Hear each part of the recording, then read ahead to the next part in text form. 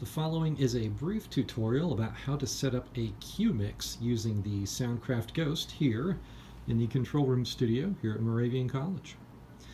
So the first thing we want to do is conceptually recognize what exactly we are doing. So we have one separate mix for us in the control room, but we want to create a separate mix for those performers or the artists or talent or whoever is going to be in the control room, in the tracking room over there. So if they want to hear something than what we're hearing, well, let's figure out how to do that. First, we'll review how to get signal that we can listen to, and then we'll differentiate that from what they are listening to. So in the traditional channel strip, we're going to listen to their microphones. We're going to turn up the mic pre. We would turn on phantom power if needed for that microphone. And we'll come down here. We'll make sure the reverse switch is unpressed so that we're actually listening to the mic as opposed to the tape input. So we go down here. So let's say we're listening to a microphone. We're going to unmute it, put the fader up, assign it to our left-right bus, and go over here, put our left-right bus up, and adjust our control room level after, of course, assigning what we're listening to in the control room to mix A. So right now, what I've just done is, again to review, just set up our listening mix here in the studio. So channel 1 is assigned to the left-right bus. We're listening to the left-right bus here on the control room monitors, and we adjust our level here. Now, what do the musicians, talent, or performers in the recording room actually get to listen to? Well, that's where we go up here to the Studio Foldback section here. We have Studio Foldback Studio A, and we have Studio B phones. Now, Studio A in here is actually going to be the speakers mounted in that room. But because of feedback concerns and things like that, we're going to use the Studio B headphones. So this is what we're sending out to the headphone amplifier in the other room. Now, we can choose to assign what they're listening to in there. We have a choice of CRM, which stands for the control room, which mimics exactly what we are listening to. Or they can listen to Mix B, or they can listen to aux 1 and 2. For this selection, we're actually going to have them listen to Mix B. So we're going to press that, and then we can turn this up.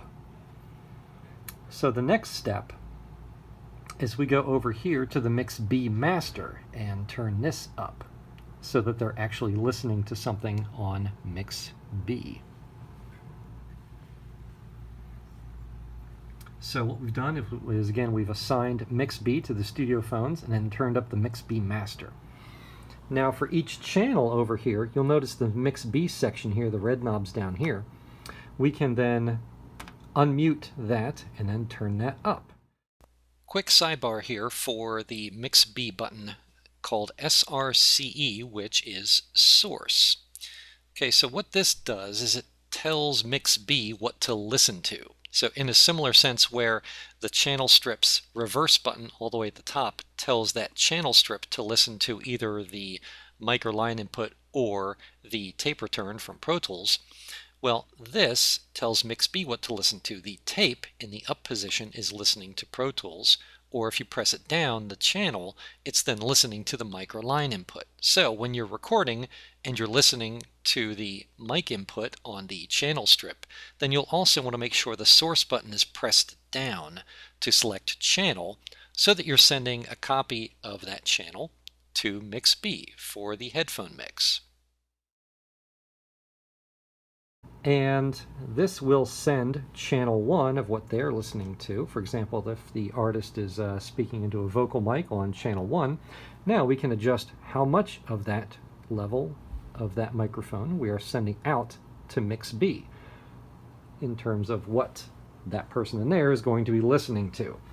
So based on what we turn up Mix B on each individual channel that we happen to be recording, of course we would unmute those, then we're creating a separate mix on Mix B so that they are listening to something different than what we are listening to.